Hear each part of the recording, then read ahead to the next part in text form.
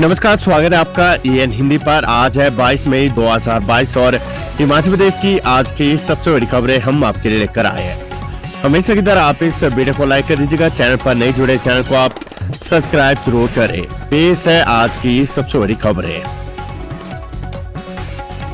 हिमाचल में NHM के अधिकारियों कर्मचारियों को नियमित पे स्केल देने का ड्राफ्ट तैयार। हिमाचल प्रदेश में राष्ट्रीय स्वास्थ्य मिशन NHM में सेवाएं दे रहे सैकड़ों कर्मचारियों, डॉक्टरों, नर्सों और अधिकारियों को स्वास्थ्य विभाग के कर्मचारियों और अधिकारियों की तर्ज पर नियमित पे स्केल मिल सकता है। NHM ने इसका ड्राफ्ट तैयार कर लिया। इसे मंजूरी के लिए प्रदेश सरकार को भेजा जाएगा। ड्राफ्ट को स्वीकृति मिलती तो करीब 2000 कर्मचारियों को इसका फायदा होगा। प्रदेश सरकार के निर्देश अनुसार NHM कार्यालय में कमेटी के सदस्यों की बैठक हुई है। फैसला लिया गया कि इन्हें नियमित नहीं किया जाएगा। ये बैठक मिशन निदेशक हेमराज बैरवा की अध्यक्षता में हुई है।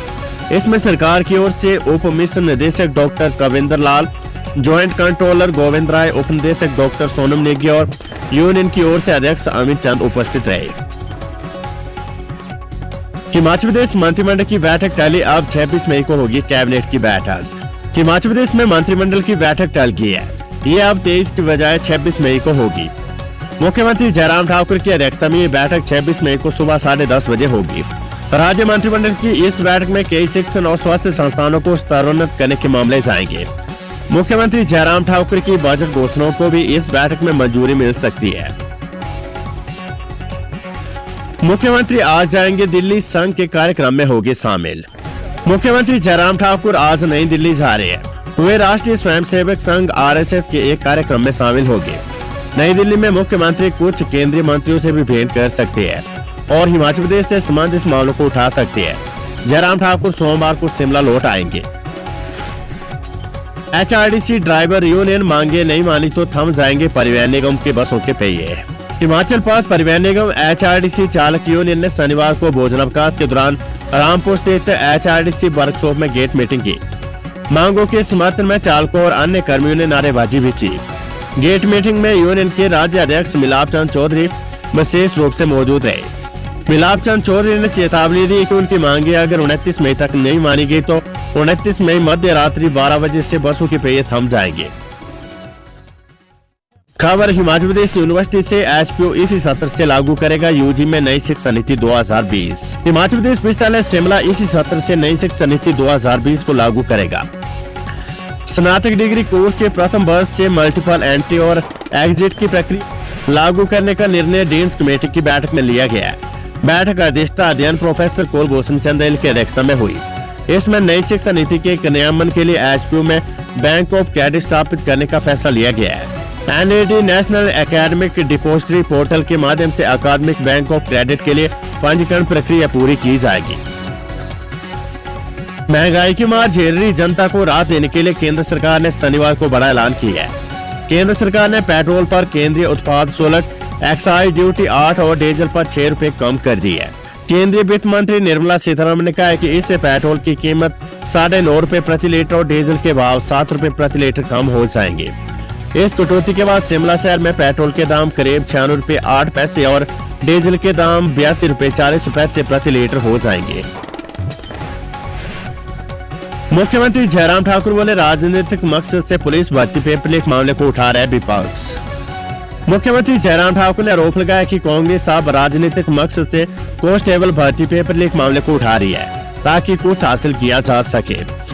उन्होंने कहा कि सरकार पारदर्शिता के साथ जांच को मुकाम तक पहुंचाएगी तथा दोषियों को सलाखों के पीछे पहुंचाएंगे। पुलिस के दोषी पाए जाने पर उनके खिलाफ भी कार्रवाई की जाएगी। मुख्यमंत्री शनिवार को शिमला में पत्रकारों से अनौपचारिक बातचीत कर रहे थे। उन्होंने कहा कि इस मामले में जो बेहतर किया जा सकता था सरकार ने भी किया है। जब पुलिस की निष्पक्षता पर सवाल खड़े किए गए तो सरकार ने CBI जांच के आदेश दिए है।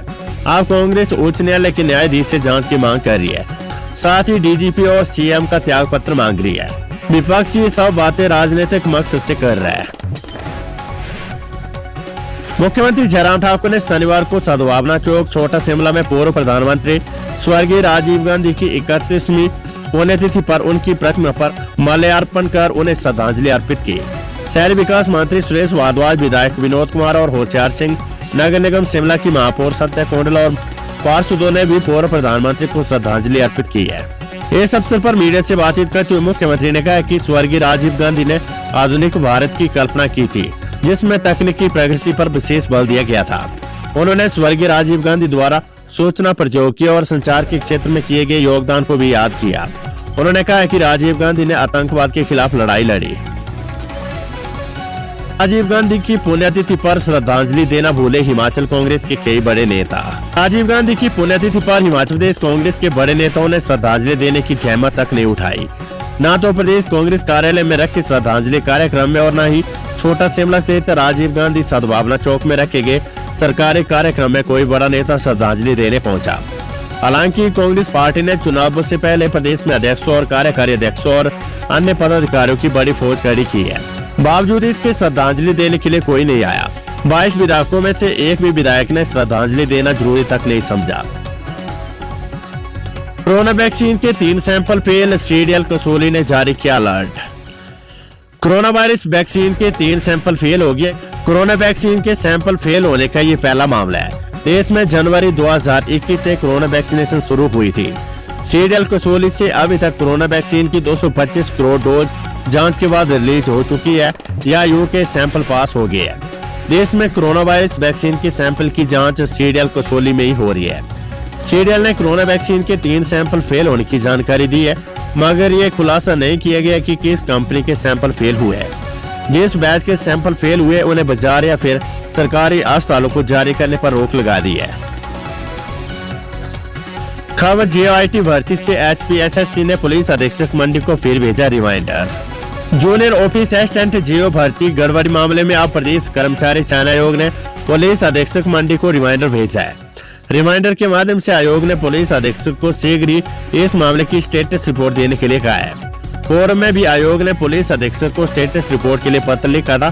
तब पुलिस अधीक्षक मंडी ने कहा था कि वे पुलिस महानिदेशक को ही स्टेटस रिपोर्ट सौंपेंगे। पुलिस विभाग से रिपोर्ट न मिलने के कारण जेओ भर्ती का परीक्षा परिणाम लटक गया है। इधर मंडी के जिस केंद्र में नकल का मामला सामने आया था, उसे भविष्य में अन्य भर्तियों के दौरान परीक्षा केंद्र नहीं बनाने का निर्णय भी लिया गया है। 11 मई को इस मामले में प्रदेश कार्मिक विभाग के प्रधान सचिव प्रबोध सक्सेना की अध्यक्षता में बैठक हो चुकी है। यूजीसी पे स्केल डिमांड मूल्यांकन ठप करने के बाद कल भूख हड़ताल करेंगे कॉलेज शिक्षक। प्रदेश के कॉलेजों और विश्वविद्यालय के शिक्षकों के लिए यूजीसी पे स्केल लागू करने की मांग को लेकर आंदोलन कर रहे शिक्षक आंदोलन को और तेज करेंगे। राजकीय महाविद्यालय प्राध्यापक संघ ने वर्चुअल माध्यम से बैठक कर आंदोलन की रूपरेखा बनाई है। 23 मई को सभी कॉलेजों में शिक्षक एक दिन की भूख हड़ताल करेंगे। आईपीएस ट्रांसफर आईपीएस अधिकारी AP Singh ADG CID Atwal संभालेगी विजिलेंस। सिविल सेवा बोर्ड की सिफारिशों पर प्रदेश सरकार ने 5 आईपीएस अधिकारियों के तबादला और तैनाती आदेश जारी किए हैं। एडीजी कमांडेंट जनरल अग्निशमन सेवाएं और राज्य विजिलेंस व एंटी करप्शन ब्यूरो का अतिरिक्त कार्यभार देख रहे एसपी सिंह को एडीजी सीआईडी लगाया गया है। उनके पास एडीजी एवं कमांडेंट जनरल गृह रक्षक अग्निशमन सेवाएं और सिविल सेवाएं के पद का भी अतिरिक्त कार्यभार रहेगा। केंद्रीय प्रतिनियुक्ति से लौटी आईपीएस अधिकारी सतवंत अटवाल त्रिवेदी को एडीजी राज्य विजिलेंस और एंटी करप्शन ब्यूरो पद पर तैनाती दी गई है। उनके पास एडीजी जेल का अतिरिक्त कार्यभार भी रहेगा। इसके अलावा पद की तैनाती का इंतजार कर रहे आईपीएस अधिकारी पीडी प्रसाद 31 मई को आईपीएस अधिकारी हिमांशु मिश्रा के सेवानिवृत्ति के बाद आईजीपी एसआर शिमला का पद ग्रहण करेंगे। हिमाचल कांग्रेस अध्यक्ष ने उठाए सवाल, पुलिस भर्ती का पेपर लीक मामला, डीजीपी छुट्टी लेकर घूमने निकल गए। हिमाचल प्रदेश कांग्रेस अध्यक्ष प्रतिभा सिंह ने कहा कि पुलिस भर्ती पेपर लीक मामले में सरकार की बड़ी लापरवाही सामने आई है। पेपर लीक मामले में पुलिस मामला दर्ज करती है और डीजीपी संजय कुंडू छुट्टी लेकर घूमने निकल जाती है। प्रदेश में किस तरह की कानून व्यवस्था और शासन है? सरकार और पुलिस विभाग ने सैकड़ों युवाओं के भविष्य के साथ खिलवाड़ किया है। शनिवार को हमीरपुर जिले की विधानसभा क्षेत्र बरसर के खाजिया मैदान जनसभा में प्रतिभा सिंह ने कहा कि डीजीपी संजय कुंडू को इस्तीफा देना चाहिए। सरकार से पूछा कि डीजीपी कितने दिनों तक गायब रहेंगे। जांच और कार्यवाही में टाल मटोल किया जा रहा है। मामले में भाजपा के लोग बड़ी संख्या में शामिल है। उन्होंने कहा कि मोदी सरकार ने केवल कांग्रेस सरकार के समय शुरू हुई योजनाओं के नाम बदलकर अपने नाम के पट्टे टांगने का काम किया है। हिमाचल प्रदेश के सरकारी स्कूलों में शनिवार शाम 5 बजे से मरीजों के 233 टेस्ट निःशुल्क होंगे। अस्पतालों में सेवाएं दे रही एसआर लैब शाम 5 बजे हट जाएगी। इसके स्थान पर पुणे की कंपनी मरीजों को टेस्ट सुविधा उपलब्ध करवाएगी। 20 दिनों के भीतर कंपनी अस्पताल परिसर में आधारभूत ढांचा विकसित कर देगी। जब तक कंपनी अधिकारियों को आधारभूत ढांचा स्थापित नहीं हो जाता, तब तक कंपनी के कर्मचारी सैंपल चंडीगढ़ जांच के लिए भेजेंगे। इसके लिए कंपनी की ओर से 8 से 10 गाड़ी लगाई जाएगी। हजारों अभ्यर्थियों को राहत, हिमाचल में तकनीकी शिक्षा बोर्ड पूरी करवाएगा पंचायत सचिवों की भर्ती प्रक्रिया। हिमाचल प्रदेश विश्वविद्यालय एचपीयू की ओर से करवाई गई पंचायत सचिव की लिखित परीक्षा दे चुके हजारों अभ्यर्थियों के लिए राहत भरी खबर है। भर्ती की अगली प्रक्रिया अब हिमाचल प्रदेश तकनीकी शिक्षा बोर्ड करेगा। लिखित परीक्षा में मेरिट में आए उम्मीदवारों को टाइपिंग टेस्ट के लिए बुलाया जाएगा। एक पद के लिए 3 उम्मीदवार बुलाए जाएंगे। हिमाचल विश्वविद्यालय से लिखित परीक्षा का रिकॉर्ड ले टाइपिंग टेस्ट करवाने के बाद बोर्ड अंतिम मेरिट बनाएगा। पंचायत सचिवों के 239 पदों पर भर्ती होनी है। हिमाचल में आज से तूफान का येलो अलर्ट, 40 से 50 किलोमीटर प्रति घंटे की गति से चलेगी आंधी। हिमाचल प्रदेश में पश्चिमी विक्षोभ के कारण मौसम के तेवरों में बदलाव आएगा और पूरे प्रदेश में तेज आंधी के साथ बारिश और ओलावृष्टि का दौर चलेगा। मौसम विभाग की माने तो आगामी 24 मई तक प्रदेश में मौसम खराब रहेगा। शुक्रवार देर रात भी जहां करसोग, रामपुर, बुसर, मंडी जिले के लारबडोल, सुजानपुर के तेज तूफान के कारण सेब, प्लम, आड़ू और आम के पौधों को भारी नुकसान हुआ है। वहीं उनके स्थान पर घरों की टीन की चादरें भी उड़ गई है। मौसम विभाग के अनुसार 21 से 24 मई तक प्रदेश के कई जिलों में तेज बारिश और ओलावृष्टि हो सकती है। वहीं पर्वतीय इलाकों में बर्फ गिरने के आसार है। तो ये थी हिमाचल प्रदेश की आज की सबसे बड़ी खबरें। हमेशा की तरह आप इस वीडियो को लाइक कर दीजिएगा और अपने दोस्तों को भी इस वीडियो का लिंक आप अपने व्हाट्सएप ग्रुप और फेसबुक पर जरूर शेयर करें। नमस्कार, जय हिंद, जय भारत।